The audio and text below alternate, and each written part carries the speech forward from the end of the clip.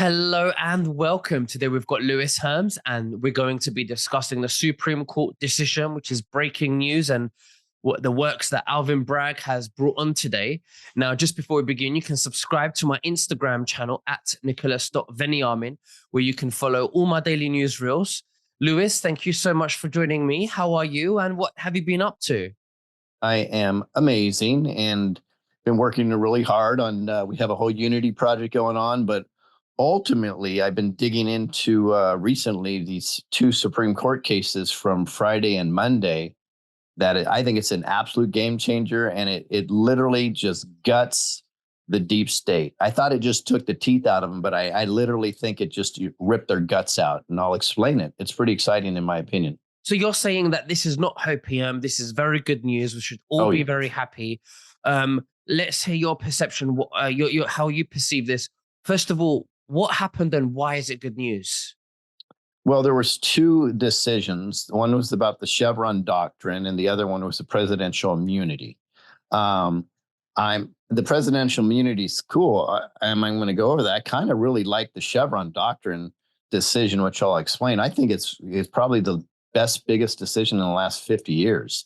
And people may argue, well, how about Roe versus Wade? Well, ultimately, Roe versus Wade just acted constitutionally, and they said, send it back down to the states. The reality is some states can still at the moment decide whether or not they want to have abortion. So that is good, but it's not as big as this, and I'm going to explain why. So let's just roll into it. So the first one, Nick, is the Chevron doctrine. So to give you an idea, the court ruled it's called in the Loper Bright Enterprises versus Raimondo and Relentless Incorporated versus Department of Congress. I mean, it's very convoluted the way they've done it. But the reality is, I believe it's this fishing enterprise they were being fined and actually charged a daily in order just to do their job. And it was massive charges, and the companies just couldn't afford it anymore. So they took this up, and it got to the Supreme Court. So in this major ruling, the Supreme Court on Friday, what they did is they cut back sharply on the powers of the federal agencies Right. to interpret the laws. So what they're saying is agencies cannot interpret the laws the way they want to. So previously, 40 years ago in 1984, the decision was Chevron versus Natural Resources. And they gave what they called experts the ability to interpret the laws themselves, not elected officials, not the Congress, just these so-called experts. So let me go into really quick. So what happened is it's now saying that the courts need to rely on their own interpretation of the ambiguous laws. So it either has to go through Congress to change a law, or it has to go through the courts, and the courts will interpret it, not some dude sitting in the office of the EPA or OSHA. Like, great example, OSHA sent out a doctrine in the United States saying if you're not vaccinated, they're going to fire you from your jobs. They have no legal ability to do that. Under this Supreme Court decision, now OSHA would not only have the ability, if they tried to do something like that, they would get in trouble. So this is huge. So this is a 6-3 decision. So the justices overruled the 1984 decision, and that gave rise to what's known as the Chevron doctrine. So under that doctrine, Nick, if the Congress has not directly addressed the question at the center of a dispute, a court was required to uphold the agency's interpretation. So what that means is, so if the Congress didn't address it, anybody sitting in a cubicle can say, this is the way it should be. And that's why the deep state has gotten so big in regards to, you can even go all the way back to the UN, the CDC, the WHO, the World Economic Forum, the EPA, OSHA, 3-letter agencies. All these unelected bureaucrats became so extraordinarily powerful. Now, that was not the intention originally when this happened, and I'll explain that in a second. But let me go. I'm going to read a couple things. So in a 35-page ruling by Chief Justice John Roberts, the justices rejected the doctrine, calling it fundamentally misguided, which of course it was, And of course, Justice Elena Kagan, and she's deep state, dissented in an opinion joined by Sonia Sotomayor and Ketanji Brown Jackson, who is also deep state. Everybody knows that. So these three dissented. And they said this will cause a massive shock to the legal system. Yeah, it will in a good way. So what happens is when the Supreme Court first issued its decision in that Chevron case 40 years ago, right? That honestly, nobody even thought it was very consequential. The conservatives were kind of happy because it upheld the Reagan era Environmental Protection Agency's interpretation of the Clean Air Act, and it actually eased regulations, not added regulations. So what happens though, when that went through, the deep state figured out how to manipulate and use this for the last 40 years. Virtually every regulation you see is completely illegal now. You cannot do this. This absolutely emasculates and completely neuters virtually every unelected bureaucrat, all NGOs, all the lobbyist groups, the most three-letter agencies worldwide, because as you know, the CDC will dictate to the United States, the WHO will dictate to the United States of how to perform, and then they just go along with it. Now we can say, nope, sorry, we're not interested. This is a big, huge deal.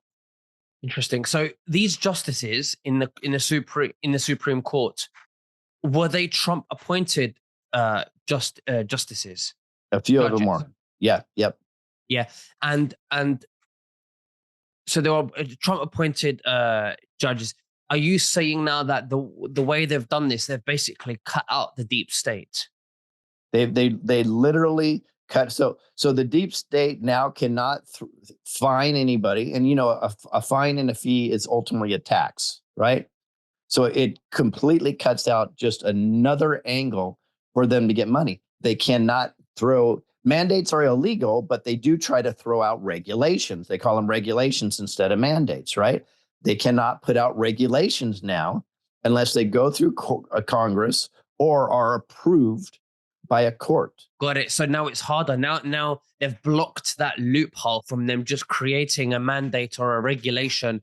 Now that in order to create regulations, there's a process, and it has to be followed via the courts, who are going to be deciding on that, who are Trump appointed judges. Is that correct? And obviously, if they're good people chosen by Trump, obviously for a good reason, they're not going to be feeding what the deep state wants.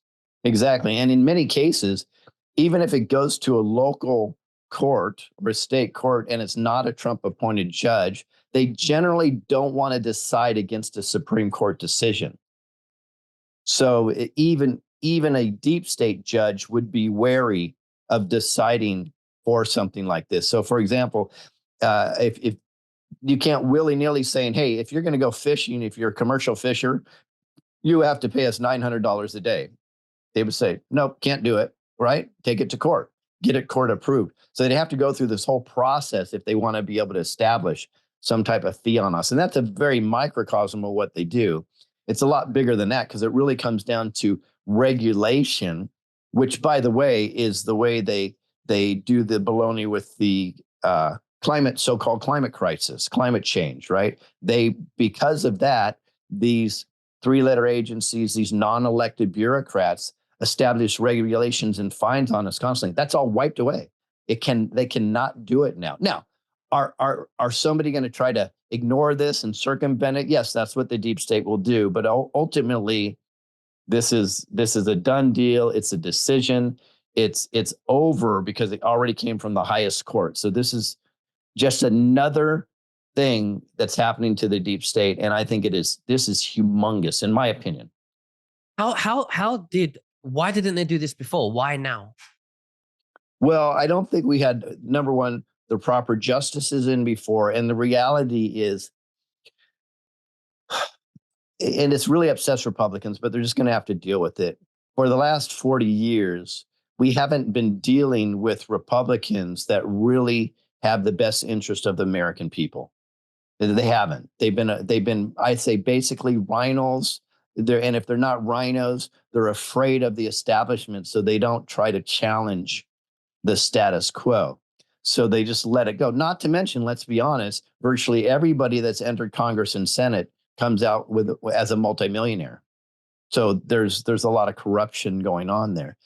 And now what happens is, I do believe there is I call them gray hats, but let's call them white hats. There's a white hat move behind the scenes to fix a lot of this stuff. I think it's showing right now that that's the truth.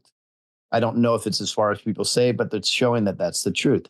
But even disregard that, President Trump did a huge deal with all the judges he appointed, and making sure that the SCOTUS was set up in a way to start making these decisions. And they appear that they're going very strict towards the Constitution. Roe versus Wade, send it back down to the states. This one, and now in a minute, we'll talk about the presidential immunity. These are huge, and this is unrecoverable for the deep state. And I believe that's why you're going to see, unfortunately, cities burning and a lot of things going on, because the deep state's going to have to react to this and do everything they can to prevent President Trump getting back into office. Let's talk about Alvin Bragg and the decisions about Trump's case. All right, so I'll have to get to that at the bottom of this, because we have to establish a foundation. So what just happened in SCOTUS again, there's a presidential immunity case.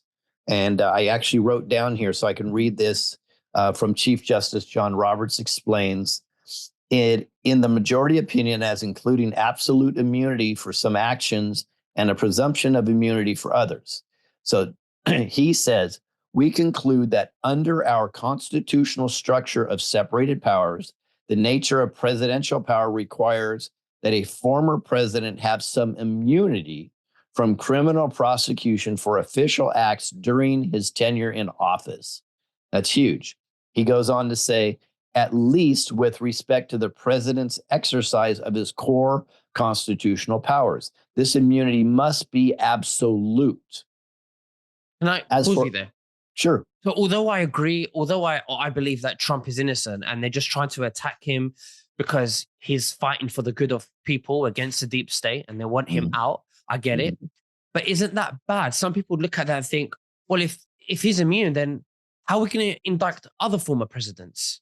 No, it's a great question, and I'm going to get into that in a second, but I'll give you a clue. The word is official acts.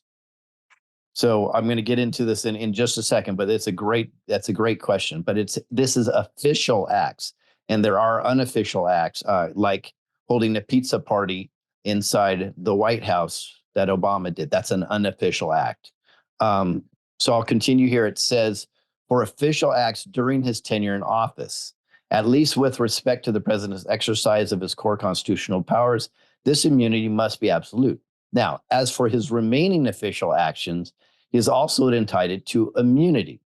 At the current state of proceedings in this case, however, we need not and do not decide whether that immunity must be absolute, or instead whether a presumptive immunity is sufficient. So what he's saying is, it's not up to them to make that decision. So if somebody wants to challenge the immunity, they would have to do it on a case-by-case basis, and then that decision would be made.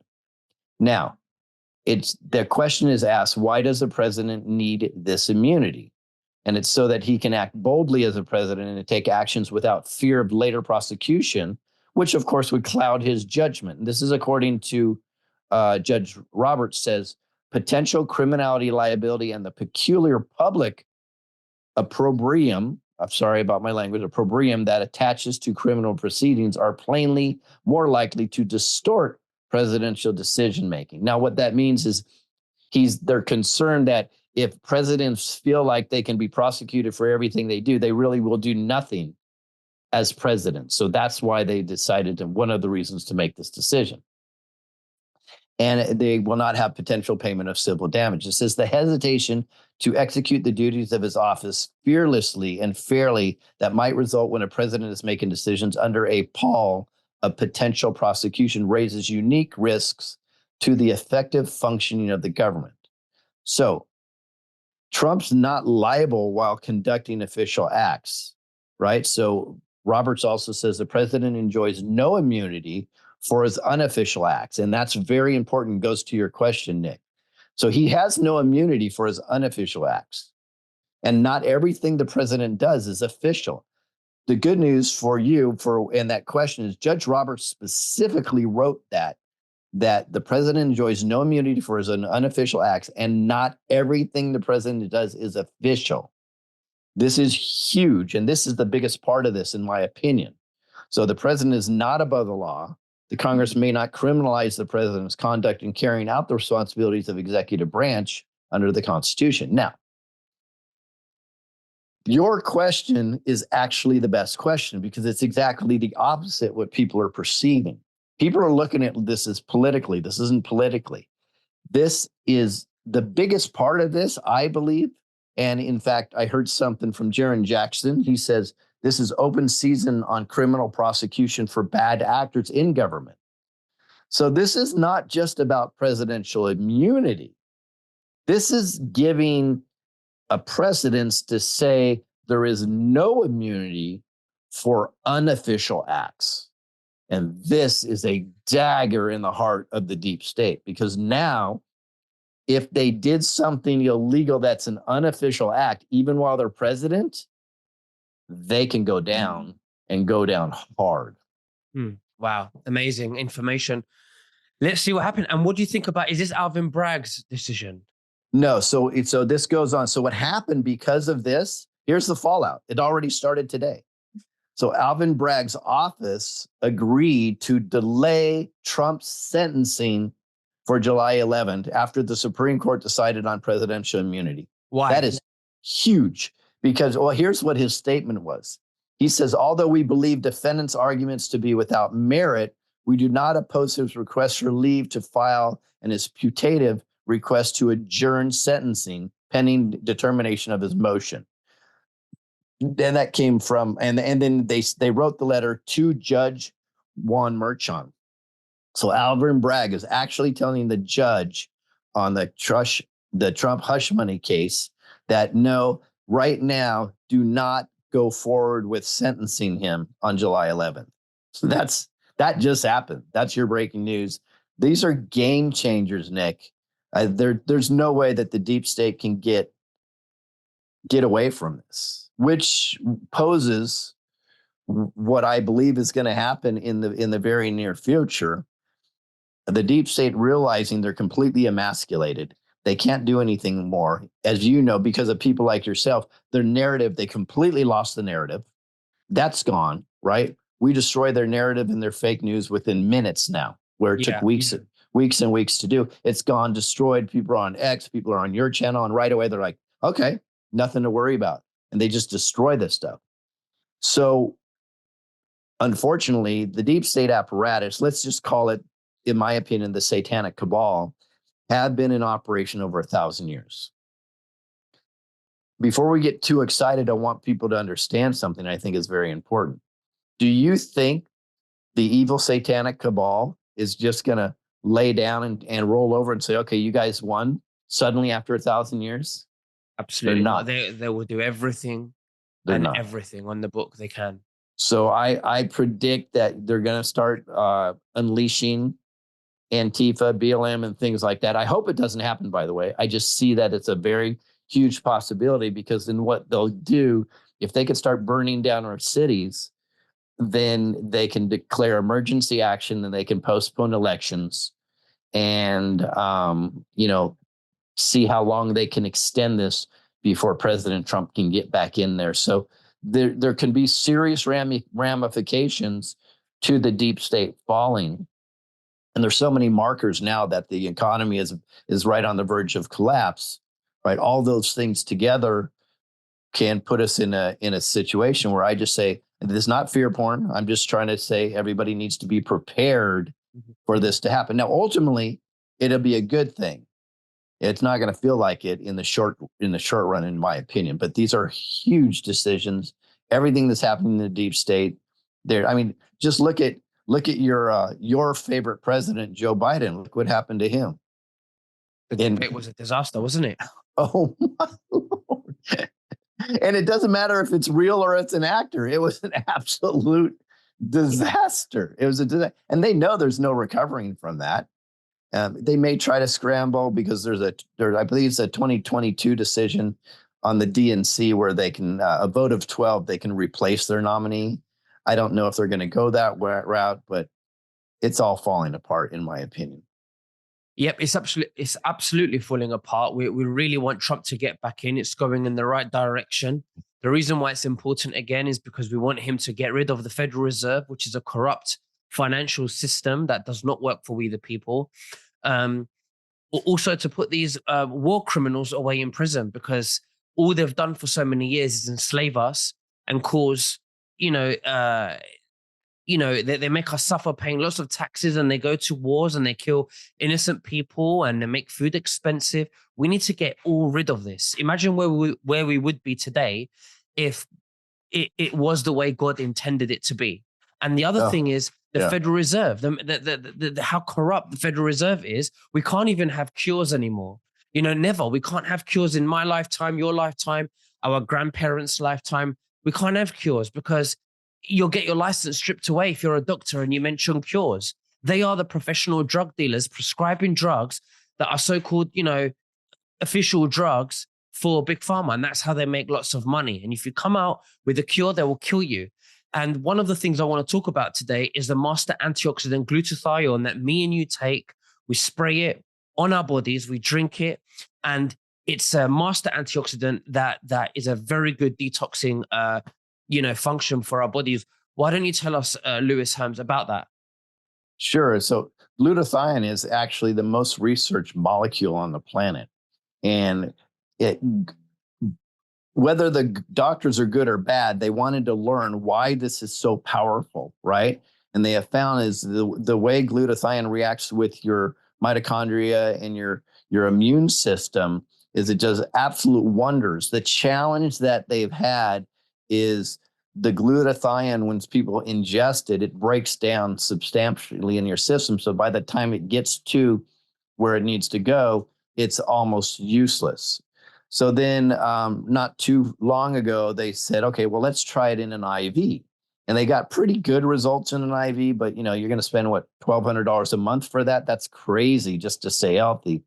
And then a company came around called Numi, and they figured out a way to nanosize the molecule, the glutathione molecule. Nanosize is extraordinarily small. So they make it so small so that when you swish it in your mouth for just 30 seconds, next thing you know, your system gets it directly. The results are phenomenal. But you know what I think the most important thing is? I believe that God made us perfect. So all the deep state apparatus with the food and the drugs and the chemicals and everything else that goes on is actually hurts us, and it prevents us from healing the way we're supposed to. The glutathione does the opposite, in my opinion. It actually talks to your mitochondria and it says, go find what's wrong and take care of it. Like, great example, my hair was very white not too long ago, right? This color. And now it's darkened up. Now, that wasn't why I took it. I didn't even know that was a side effect. But for some reason, my body said he needs more pigment in his hair. And therefore, I got more pigment in my hair and my lungs cleared up. Just amazing, amazing thing. Yeah. I mean, I gave some to my friend and I had no idea she had a skin condition. I'm not going to say what the name is because I've been attacked by the FDA for this, but she had a skin condition called X something something. And she's tried everything on the market. The doctors gave her everything she could. It didn't cure her. She got side effects. And I never knew she had this condition until she called me and said, Nick, it's all gone. Can you give me more of that stuff? Where can I get it? So I'm really glad that it's helped her. And I'm using it as well. It's very good for the skin. It actually helps you heal quickly as well. So I'm Mhm. going to leave a link below in the description for that.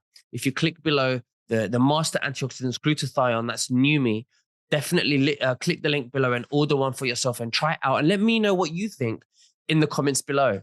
But Lewis Herms, it's been an absolute honor to have you on my show. Thank you very much, as always. Is there anything else that you'd like to say to the viewers before we finish? If you could check out my website, screwbiggov.com. The reason why I say my website, because I'm literally involved in probably a dozen different projects, and we do the news and we do a lot of things. So you can find everything we do. Just go to screwbiggov.com and say hi. Absolutely. Well, thank you very much, Lewis. And we'll speak again very soon. You take care and God bless. Thank you, Bye Nick. bye. God bless.